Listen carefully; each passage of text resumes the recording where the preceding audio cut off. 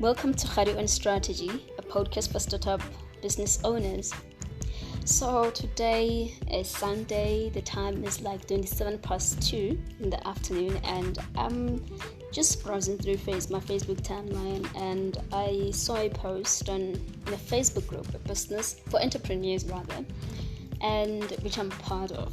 So I saw somebody, a fellow entrepreneur or a business owner, asked a question. The question was, what are the requirements to start a landscaping business? There were two types of answers. There's this answer that actually just caught my attention and it even pushed me to record this episode right now, to just share this. So the first person answered by saying that you need to have a broad knowledge when it comes to plants and flowers. Okay, and then the second person answered by saying that you need to have connections to your municipality.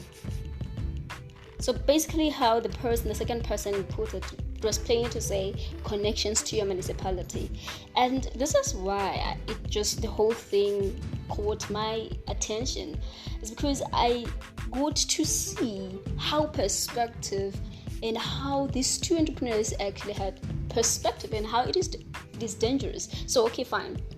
How interesting it is, these two people could see things in a different way and in polarity like that, in a positive and a negative way, and which also now begs the question to say, how are we really approaching this game of entrepreneurship, and what are our plans when it comes to building business? Like this person, the first person who answered by saying that you need to have broad knowledge when it comes to plants and flowers, you could see that the person is saying to them, to make it in business, you need to know your business, which is something that I would endorse. This is the kind of view that I would actually endorse. You need to know your product, you need to know your service. If you don't know it, how else can you make it in business? I think that is just one of the first requirements to start any business. You need to have some sort of knowledge in that particular line of business. And if you don't have that kind of knowledge, you either have to have a business partner with the level of knowledge that is required in the line of business. So that is the first thing. So looking at the other person, how they responded, and they said connections to the municipality, you could see that this person is coming from a point of how corrupt the entrepreneurial ecosystem, or rather the entrepreneurial ecosystem in South Africa is.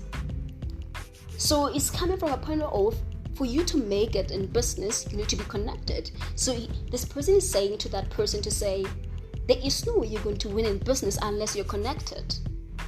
As much as it may be true that we have a corrupt system and possibly a greater fraction of what is happening in the ecosystem is just that people get contract or service because they know the other person. As much as that may be true, I think that's a wrong way and a damaging way of approaching business. Because also what you can pick up is that it is not only negative, it is also coming with the sense of victim mentality, where you're saying that, you know what, I can never make it in business. You can never make it in business unless you know somebody, unless you're connected, meaning you have to now be engaging in corrupt activities. So now my question to you as startup business owners, as entrepreneurs in South Africa, what is your approach to business? We are all aware that there is corruption, right? It is not only when it comes to the procurement system. Corruption is everywhere. But we need to get over it. If you are to build a business, you need to find a way to exist in this corrupt system uncorrupted. Business is not nice and it can be so ruthless. So it doesn't even nest our feelings. We need to come to a party and really get serious and get brutal about the realities of building a business. Yes, there are people. If you go back to one of the episodes where we were doing business strategy development, I touched on values to say you choose. you have a choice to whether to go for the brown envelope or to not to go for it. You have a right to choose whether to get involved in corrupt activities or not. There are people that are successful in business without connections, without the so-called the brown envelopes, without engaging in those corrupt activities. What set them apart? I think we need to stop being victim. We need to stop approaching business from a victim mindset. We need to start being serious about business and realize that business is not personal, it's just business. And negativity in business is going to distract you. It's going to make you fail if you approach business from a negative attitude. So, my call to you as people who are trying, because I believe that if you are following this podcast, you are trying to build a business that will stay in business. You're trying to build a sustainable business. If you are looking to build a business, I'm calling on to you to find a way to exist in this corrupt system uncorrupted. You need to find a way to navigate all these things, the negativity, the difficulties, as you to march forward and build a business. So now I just want to give you pointers on how to do that. How do you find yourself? Because a simple thing, like right now, the person who asked that question may be demoralized right now because somebody said you have to be connected to somebody in order for you to be successful. It can kill a business while it is still trying to launch. So now what does it take to build a business? We need to go back to the basics of building a business. There are people, you need to know that there are people who are making it a business without corrupt activities. And you can. Wherever you are, whether you're based in the township, the rural areas, wherever you are, you can actually build a business that is sustainable without those connections. If that person didn't say connections to the municipality and maybe said something like you need to have mentors who are in the line of business that you want to get into, I was going to listen to that and I was going to actually endorse such a way of thinking, because I believe that yes, if you're starting out and you don't have much information about the industry that you're getting into, it is best to find mentors that can help you in really building up, because really you need to know what is that you're selling. So right, let's get to, you can hear that I'm a bit off because I just wish that South African entrepreneurs like myself, like all of us, we can just try to move and to get to a point whereby we believe that we can actually build businesses that are sustainable and that we can actually even exist in this business, in this system that is rigged, that is corrupt, but still be uncorrupted. That we can still make it without connections. That even if you are based in a township area, you can actually build a business from the ground up. What it can take, and it is just you investing in that thing, in that business. The mentality of corruptions, the mentality of cutting corners, I think it's something that we really need to do away with. As much as it may be working for other people, I think it is best if you make it one of your values. Like it's just just check our moral campuses to say, you know what, I'm just going to build something that is mine, because I'm not trying to say that do not cut corners or whatever. If it is something that you subscribe to, do it, but it is not as sustainable. It is not as sustainable.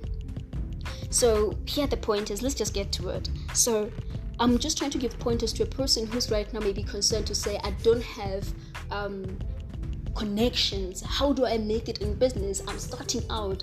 I don't have connections. People seem to be succeeding because they are giving people like some brown envelopes for bribes and everything. So how do I now navigate if I don't want to give people brown envelopes?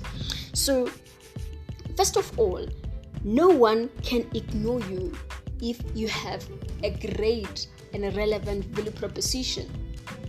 You cannot be ignored if you're good. If you're good, you're good. And you cannot be ignored. So what do I mean by having a relevant value proposition? First of all, there are three things.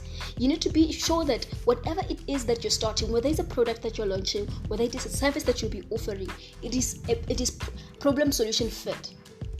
meaning there is a problem, a specific problem or problem that you're solving or pain that you're relieving for a particular group of customers, right? It has to be that way. You can't just start a business or launch a product or service just for the sake of it. There has to be a problem. You need to be clear on the level, the problem that exists in the market, the gap that exists in the market, the pain that exists in the market. And then now you can package that product or service to try and solve that problem. So that thing, you need to get that one right first. After getting that one right, the second thing, it is about pricing. The people that you're solving this problem for, they need to be in a position to afford the product or service that you're offering. So meaning they have to be in a position to pay for it, because it is possible that people can need what you're offering but are not in a position to be able to pay you. And if they cannot pay you, then you're not in business. You need to get paid. So you need to get your pricing right. And the people that you're targeting should be people that have money, the people that will be able to pay you, right? And the third thing is access. These people need to have access to you. So if you have a solution that you're providing for a particular group of customers and the pricing is right, people can afford you and they have money, and then now you're accessible, meaning they are able to reach you. These people, if you are trying to reach people that are not on Facebook and you're advertising on Facebook, you are wasting your time.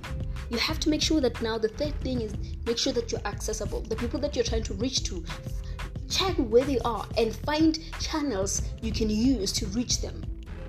Remember, what works for others may not work for you. So understand your business and what really works for your business.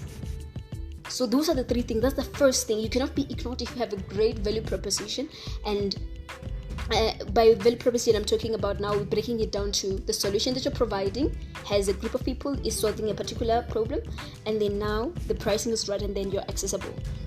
And then the second thing, now that you have a great value proposition, the second thing that you need to do is that you need to put in the work. You really have to work.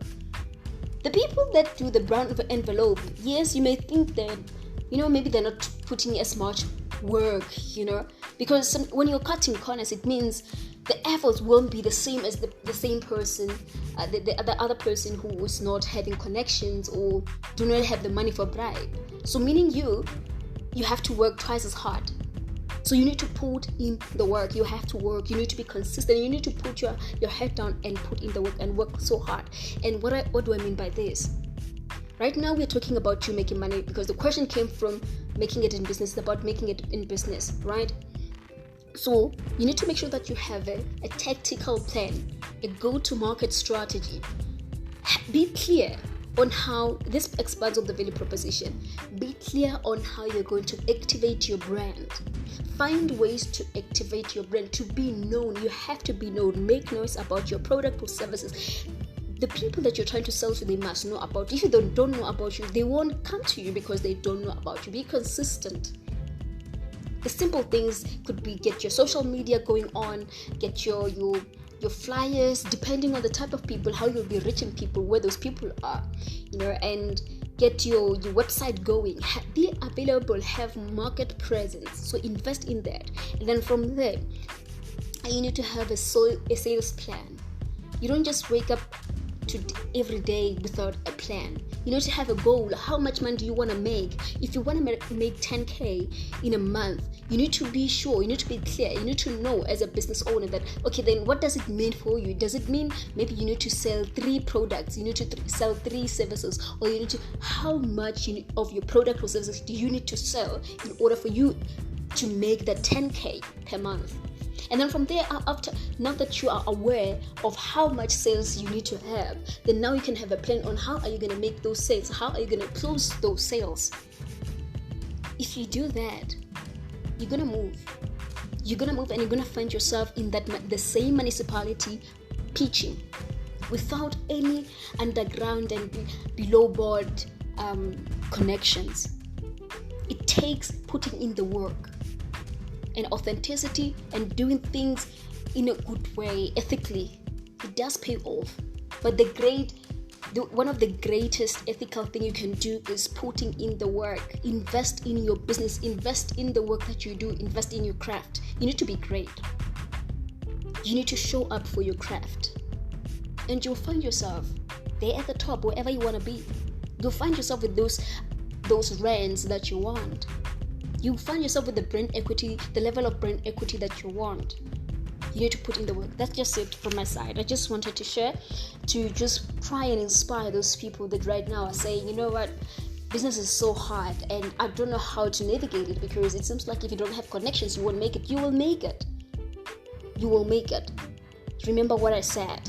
Nobody can ignore a relevant value proposition. Solve a problem. Have right pricing. Be accessible. And then put in the work. Have a plan. Know how much sales you need to be closing every day. When you know how much sales you need to close, then each and every day you will know your efforts will be guided. When you post on social media, when you make those sales calls, you will be having a vision, because you know that you want to make that 10K.